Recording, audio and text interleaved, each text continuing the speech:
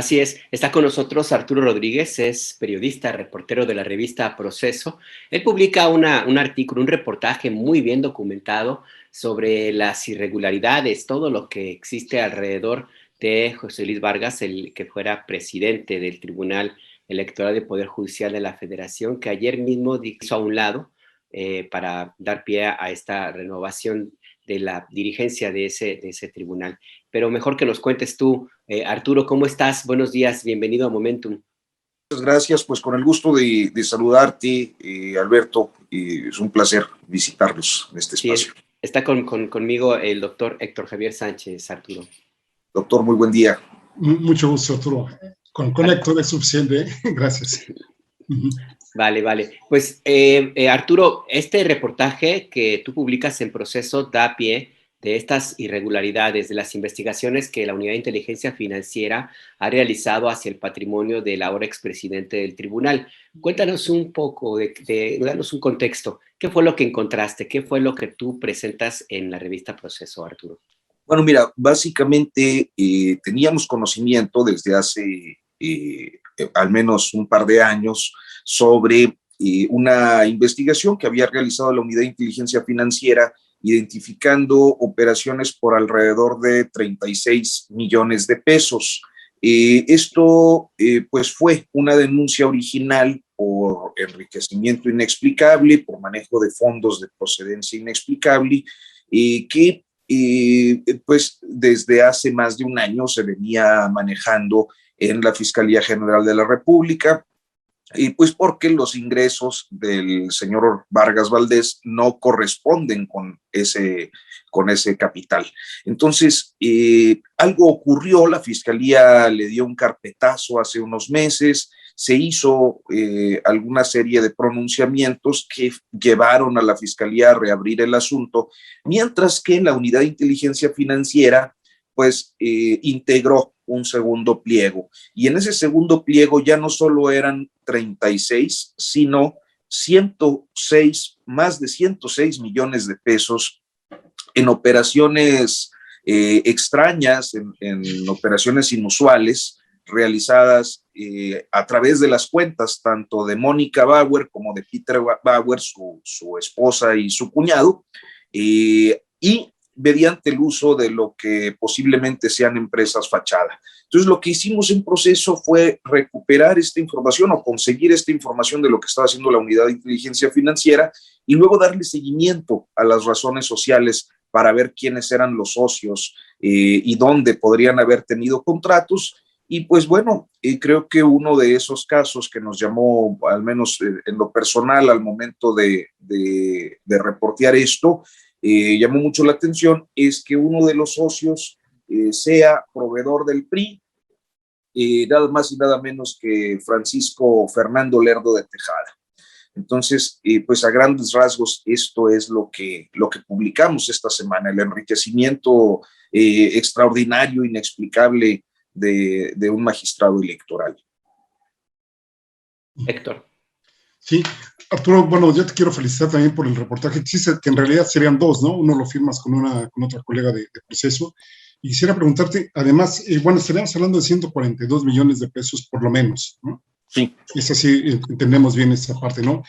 ¿Qué nos dices, por ejemplo, ahora sí que del gentilicio o del nombre que se le daba a ese ministro, el ministro Billetes, como se le conocía?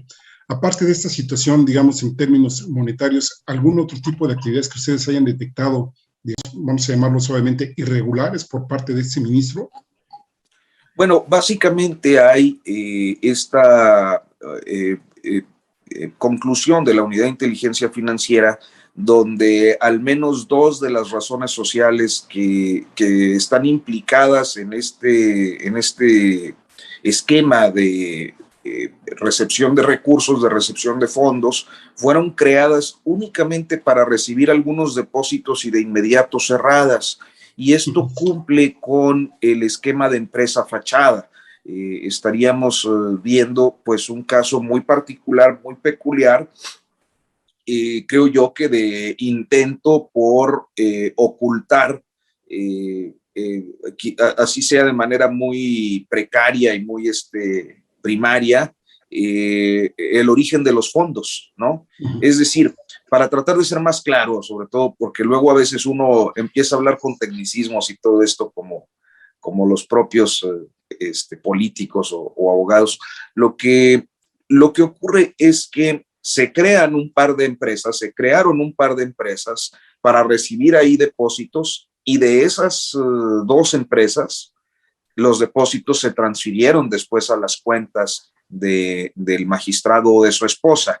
Esto tendría como objetivo, de acuerdo a lo que está observando la Unidad de Inteligencia Financiera, ocultar cuál es el origen de sus recursos, porque las empresas fueron creadas para recibir esos depósitos e inmediatamente cerradas. Ya. Arturo, una pregunta maliciosa. ¿Tú crees que el timing político en el cual la Unidad de Inteligencia Financiera ha sacado, digamos, pues, estos trapitos al sol de este magistrado hayan tenido que ver justo con el momento en el que estamos viviendo? Pues mira, no lo sé de cierto. Diría que no sé si hay una intencionalidad política en Santiago Nieto y en la Unidad de Inteligencia Financiera. Lo que sí puedo decir es que la denuncia fue presentada el 12 de junio, es decir, hace un mes aproximadamente. No guardaría una relación temporal directa con el proceso que está viviendo en estos momentos el Tribunal Electoral. Si bien es cierto que desde su integración en 2016, que bueno, es justo parte de lo que se recupera en el otro trabajo que mencionas, que va en colaboración, lo hicimos la compañera Nelly San Martín y yo, es un tribunal y un pleno que nació viciado, que han tenido muchísimos conflictos. Tuvo que renunciar primero Yanino Tálora, que no había llegado por unanimidad, entró Felipe Fuentes, aparentemente por unanimidad, pero no logró la reelección el año pasado. Entra José Luis Vargas con una votación dividida, luego esa votación dividida se recorre y terminan tirándolo la semana pasada, eligen a Reyes Mondragón y no alcanzan el consenso para la unanimidad, y al último se repliegan los dos para ver qué. Entonces ha sido muy grilla y muy conflictiva la relación entre los magistrados y el desempeño del propio tribunal. Sin embargo, me parece que independientemente de las condiciones políticas que pudieran estarse dando fuera de lo que, o motivando alguna serie de señalamientos, creo que sin lugar a dudas este tipo de investigaciones son pertinentes porque se trata de una riqueza excepcional. O sea, estamos hablando de que el monto de lo que hasta ahora se le ha acreditado al magistrado Vargas supera 10 veces los ingresos informados al fisco, o sea, por los que pagó impuestos, los que dijo haber recibido entre 2013 y 2018. Es una cantidad exorbitante, son al menos 8 veces. Entonces creo que independientemente de que pudiera haber una intencionalidad política, pues no hay demérito en una investigación de esta naturaleza. Y no, para nada, ¿no? Yo no me refería a eso, sino me refería principalmente al contexto que tú estás atinadamente mencionándonos. Si en algún momento estuviera pues, fuego desde el propio, pues ahora sí que desde el propio tribunal, que haya estado pasando información sobre este tipo de cuestiones, ¿no? Mencionan en el reportaje, pues ingresos declarados de 16 millones más o menos, si mal no recuerdo, a 142 millones. Creo que, así como bien dices, hay una enorme diferencia, ¿no?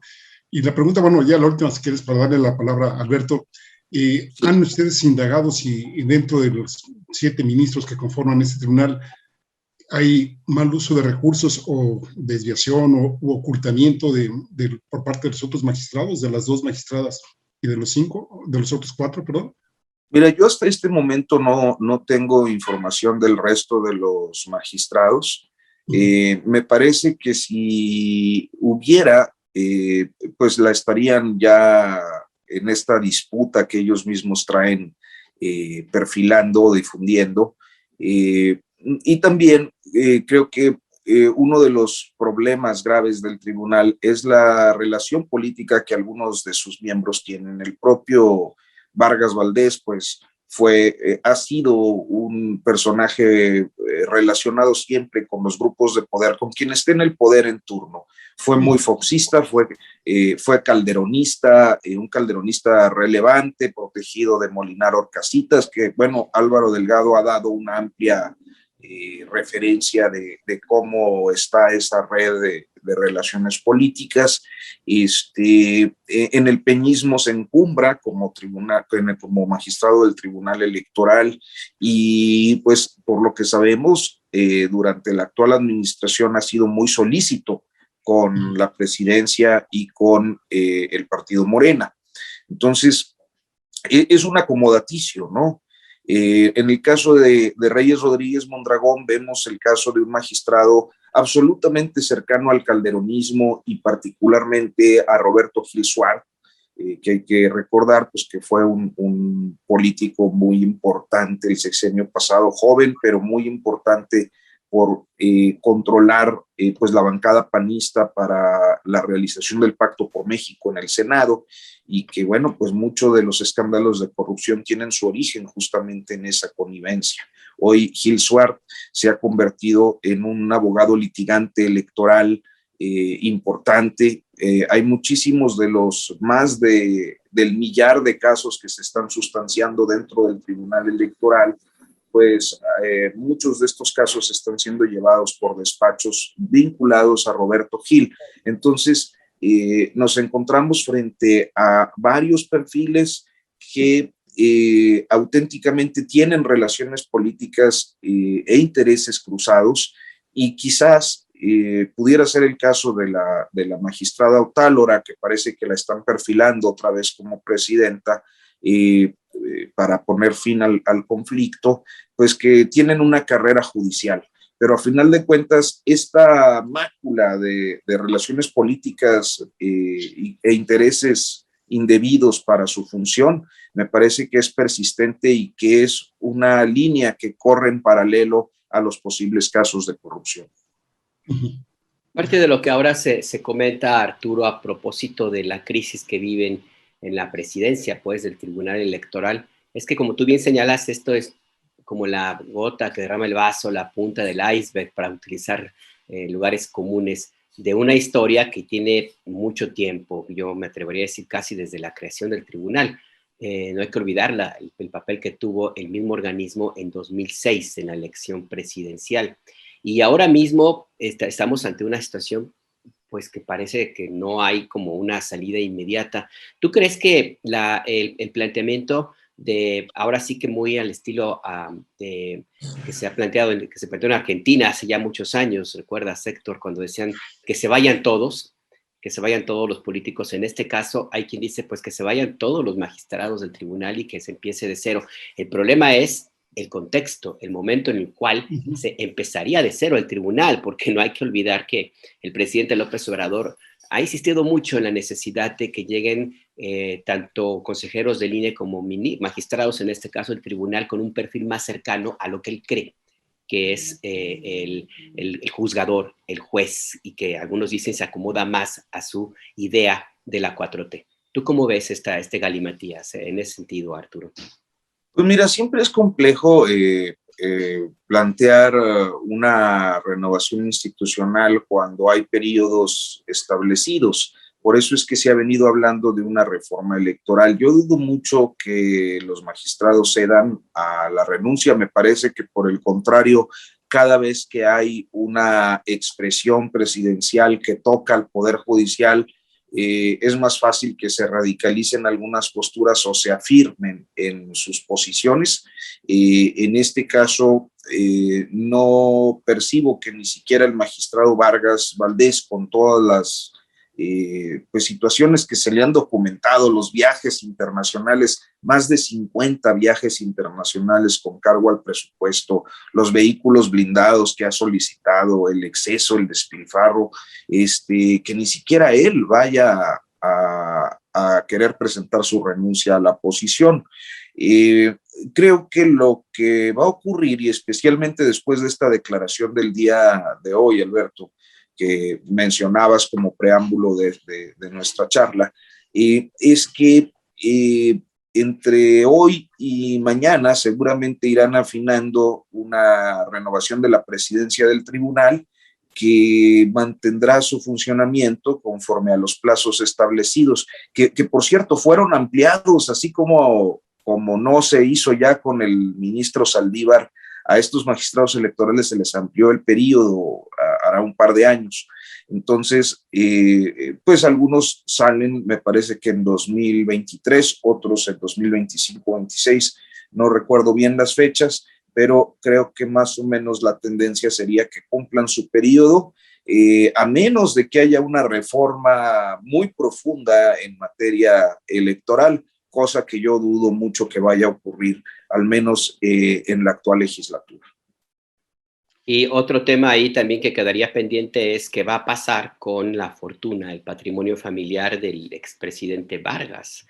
¿Tienen noticias de cuál sería el desenlace, si finalmente se va a concretar alguna investigación a ese respecto? Y tengo la duda que me surge ahora mismo, no sé si tenga alguna especie de fuero este magistrado.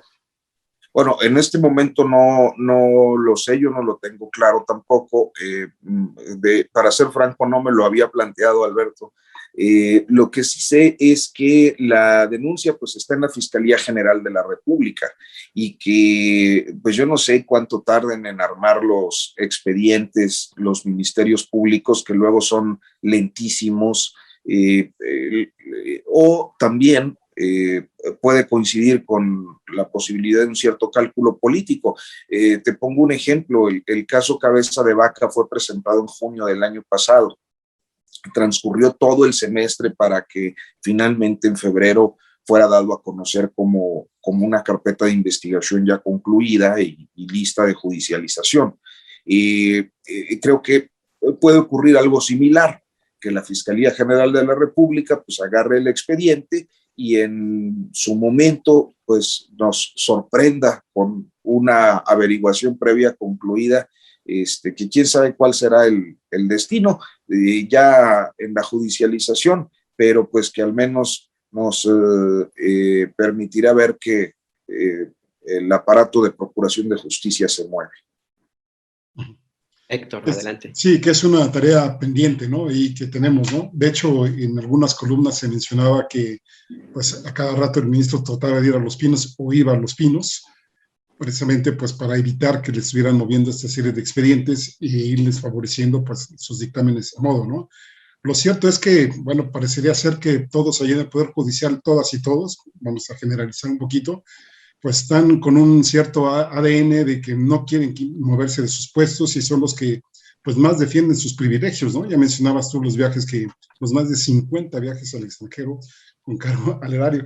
Pero te iba a preguntar, y déjame regresar un poquito al contexto político, pues, ¿qué opinas tú ahora sabemos que a lo mejor en septiembre va a entrar la ministra Janine Otalora, si se dan las cosas como hasta ahora hay un interinato, pero pues del 10 a septiembre, que supuestamente pues ya se integra la Cámara de Diputados, ya se tiene que quedar todo resuelto, pues hay el peligro de cómo se den las calificaciones de las elecciones que se dieron ahora, ¿no? Y además, digamos, la interrogante de finalmente cómo quedan las plurinominales, que pues es un elemento importante porque de alguna manera, pues ahí en la suma y resta de votos, pues Morena puede llevar adelante o no, o ceder ciertas cosas o no, digamos, de acuerdo a la conformación que se tenga con base a la calificación final.